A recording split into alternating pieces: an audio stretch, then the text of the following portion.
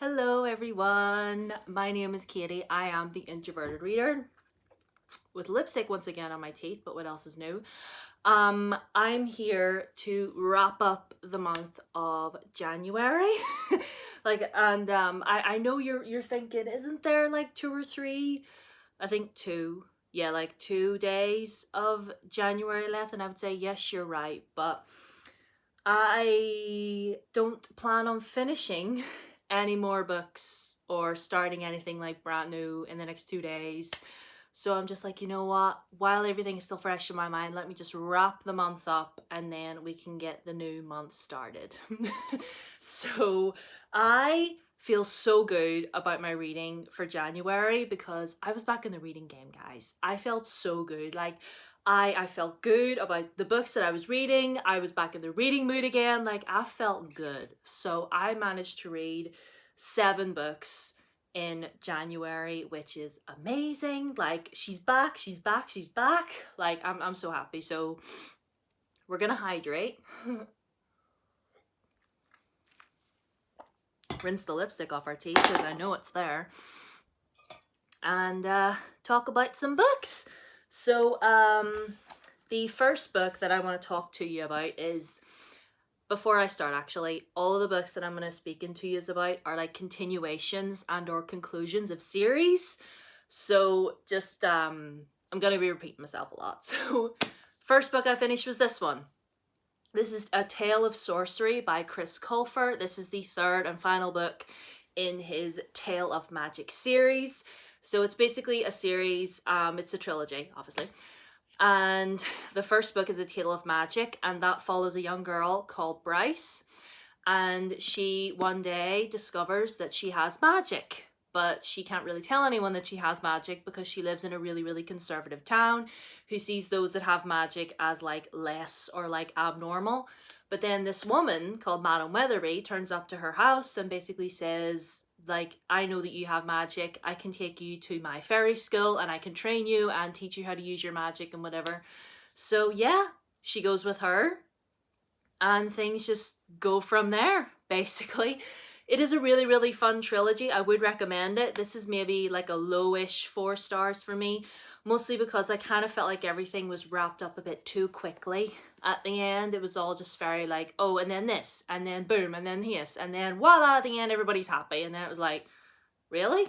And as well, I noticed when I was reading this, some of the pages at the back of this were not like stuck with the rest of the pages. Like, all these pages are stuck together, and then this little bundle was just like tucked in there.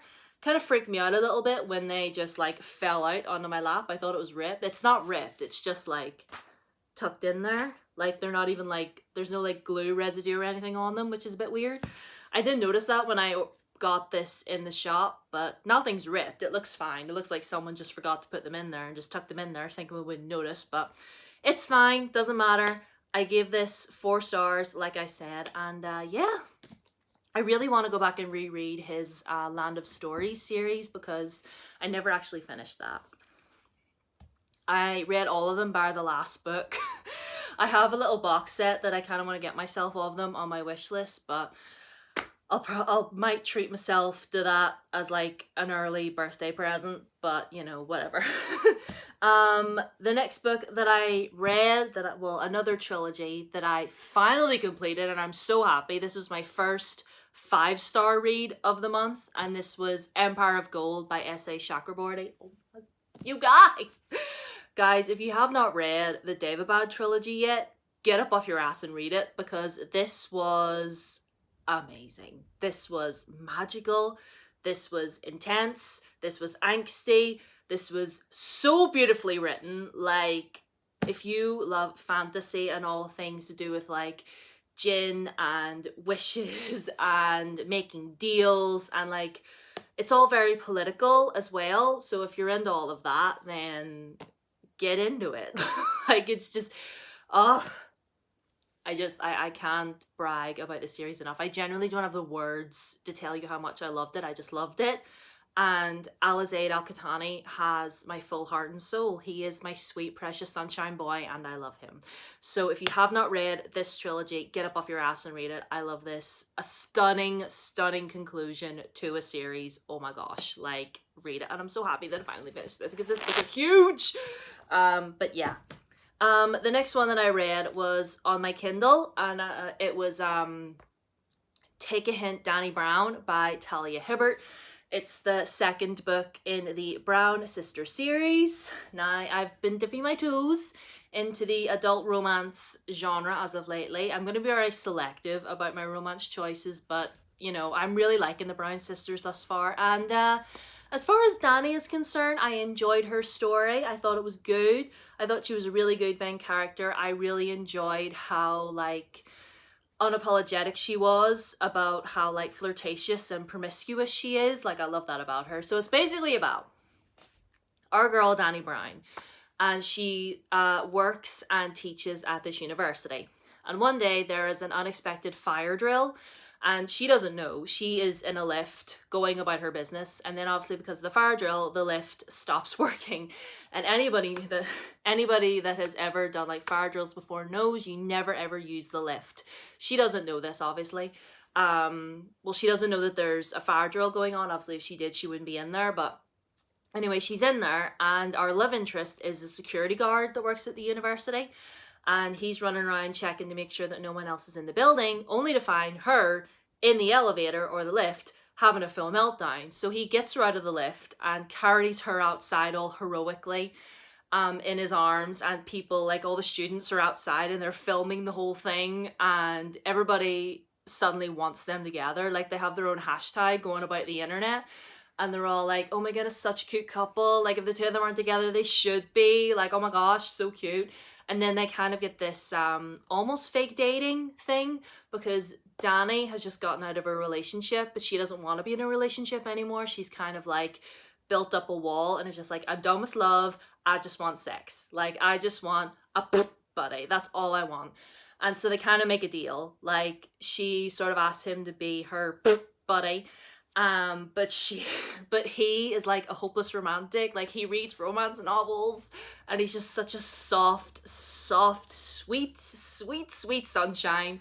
But then it just escalates from there. I loved the whole thing. It was so much fun.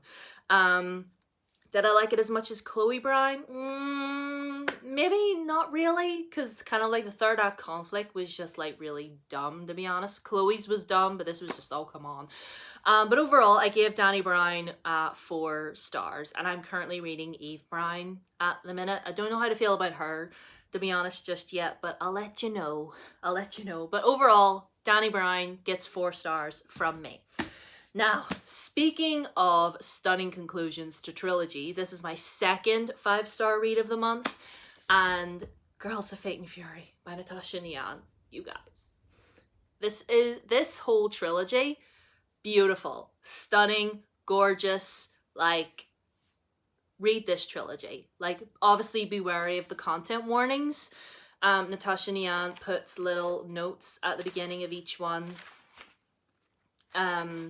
Just basically letting you know what the book contains. Hold on, where is it? It's here somewhere. Oh yeah, this book in particular, she's written, please beware that this book contains scenes of violence and self-harm and references to sexual abuse and trauma recovery. So yes, be wary of all of those before you get into this. If you haven't read this book yet, be wary of those, but it's the same for all 3. Because it's basically a story where everybody is put into castes. There's moon, steel, and paper. If you are a moon caste, you're a full-blooded demon. If you're steel, you are part demon, part human. And if you're paper, you're full human. And every year, the king, the demon king, he selects 8 paper girls to come and be his concubines. And our main character, Lee, has like these beautiful golden eyes, and he hears about her and he chooses her as well. So it's kind of like, oh, there's never been 9 before. This is weird. And basically her and these 8 other girls are brought to the palace, and but then she ends up falling in love with one of the other girls. So there's a sapphic romance in here. It's gorgeous. I love Leigh Wren so much. Like, stunning conclusion to a stunning trilogy. Be wary of the content warnings, like I said, but the world that Natasha Yan has put together is gorgeous. Like, if you haven't read this trilogy yet, get into it. Get into it, get into it. 5 stars. Don't want to squash my Kindle. Put that over there. Now, the next book that I read might be very controversial in these parts, but it's Aristotle and Dante Dive into the Waters of the World. And when I tell you, I'm not exaggerating when I say this, there are no words to describe how I felt whenever I was reading this. There are no words to describe the impact that this book had on me as a person and as a reader. I genuinely can't put it into words because it was an experience reading this book. It's like I read the first book, Aristotle and Dante Discover the Secrets of the Universe, in 2020 during Pride Month, unbeknownst to me about all the mess that Bruno was doing on Twitter. But I just remember sitting in my front garden reading this book, just weeping, like tears down my face, and this book is no exception. It's beautiful, beautifully written, so many amazing quotes in here. Like, I wish I had gone through and like annotated and highlighted it, because so many beautiful quotes in here. Like, I love Aristotle and Dante so much. I love them so much. Like, oh my gosh, it like this is more than just a story about these two boys falling in love. It's about family, it's about community. It talks about the AIDS pandemic, because this is around the time when the disease was spreading like wildfire, and gay men everywhere were dying and nobody understood, and it was just, like, read this book if you want. I'm not gonna like force anybody to. Like, if you are very like, absolutely not, I'm not gonna read anything that this man writes, that's fine. I knock somebody over, but who cares? The struggles of filming when you're in front of all this. But like, get yourself a copy from your library if you want. Get a used copy out of a charity shop. Like, read it however you want, or even get it on your Kindle or your e-reader. But like, I generally can't describe like my feelings and emotions, because this book had such an impact on me that I really can't put into words. I genuinely can't. Like, all the stars in the world, but we're gonna settle for 5 this time. 5 stars. 5 stars, 5 stars. I love this book. I love this book so much. Anyway, and I had 3, well, that's 3 5-star reads. This is my 4th 5-star read in the space of a month. I cannot believe it. And maybe another controversial one, maybe, but whatever. Aurora's End by Bruno 2.0 and what's her face. This is the conclusion to the Aurora cycle, and I have the Aurora cycle up there. As you can see, there's Aurora Rising and Aurora Burning. This is Aurora's End. I adore and love this trilogy. That might be controversial, but I adore and love this trilogy. Like, okay, I can't give a synopsis to this one because it would spoil everything. And oh my god, I match. Like, we match. Oh my gosh. But it's basically a story about this squad of young space cadets, and one day one of them, he is out on a spacewalk and he discovers this derelict ship. And everyone is dead bar from this one girl. She's been in like cryostasis for like 200 years. He brings her back to his ship, but because he does that, he misses out on his like graduation where he can choose his crew. And instead of getting all the best ones like he wanted, he is stuck with like the dregs. So anyway, there's that, and then this girl wakes up thinking that it's still 200 years in the past, when it's like, nope, you're 200 years in the future, my dude. And she's all like, So kind of goes from there, basically. And oh, this book had me by the heartstrings. This book had me by the throat. Like, same for this as well. Like, both of these books might be controversial in these circles, but let me put it out there that this and this are going to be the last books that I read from either one of these authors. I'm putting it out there now. Like, I read these because I love this series, but we're done. Like, see, me and them two, and Bruno over here, we're done. But anyway, I loved and adored. Look at all these tabs. This is the only book that I tabbed this month. I really should have tabbed some of the other ones, but I love this. I love it. 5 stars. And if you can hear any voices out there, that's just my mom. But 5 stars for this read. Absolutely wonderful. I loved it. Now, the very last book that I finished this month in January was one that I've mixed emotions about.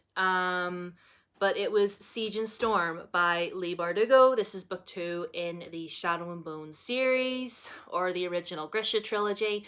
I'm doing a reread of the Grishaverse at the moment because I haven't read King of Scars, but it is gonna happen this year, lads. It's going to happen. Anyway, all in all, I gave this 3 stars. What I like about this series is obviously the world building and just the overall plot. I love what Leigh has created. I adore all the different ranks of the Grisha. I love all the powers they can do. I love just the whole atmosphere of this world. It's very dark and gritty and gothic, and we love that. But what I don't like is the bloody characters.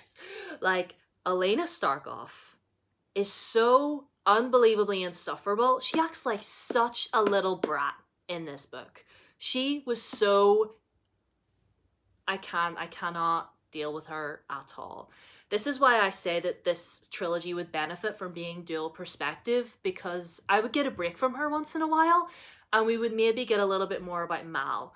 Because what I was getting from Mal was that he was just acting like a grouchy, petty love interest who was all grumpy and petty because his girl wasn't paying that much attention to him anymore and he was away getting drunk and gambling and shit, and it's just like... why are you the way that you are? And I'll say this as well. I do not like the Darkling as a person. I absolutely hate him. He's so problematic and toxic. But he's such a great villain. Like, he's such a well-written villain, and that is what I love about him. He wasn't in this book enough, honestly. Like, I know I don't like him as a person, but if he'd been in this book a little bit more, I think I would have enjoyed it a little bit more, because whenever he was around, I was like, yes! Can we, like, get on with the plot now, please? I'm super, super excited, though, for the next season of the TV show. Like, we have all of our crows now, which is great. So I've had this read in preparation, which is good. And I've one more book left from Elena's perspective, and then I can move on to the beauty that is Six of Crows. And speaking of, did you see the little guy that they got to play Waylon? Oh my god, I'm screaming. He is so flippin' cute. I'm dying. Anyway. So those are all the books that I read in January. I hope you enjoyed it. I hope you don't mind me talking your ear off for the last wee while. But yes, let me know what books you read in January. Did you have any like flops? Did you have any brand new favorites? Did you read a book this month that changed your life? Let me know. I'm really happy that I am back in the reading mood again. I just feel happy in general. I know it probably won't last, but I'm just feeling good. Anyway. Twitter, Instagram, down below as always. Subscribe if you have not already. Ring the bell. Thank you once again for 200 subscribers. I feel so wonderful. And yeah, I'll see you guys in my next video, which will be on Tuesday, which is going to be my February TBR. So I will see you for that. Until then, bye!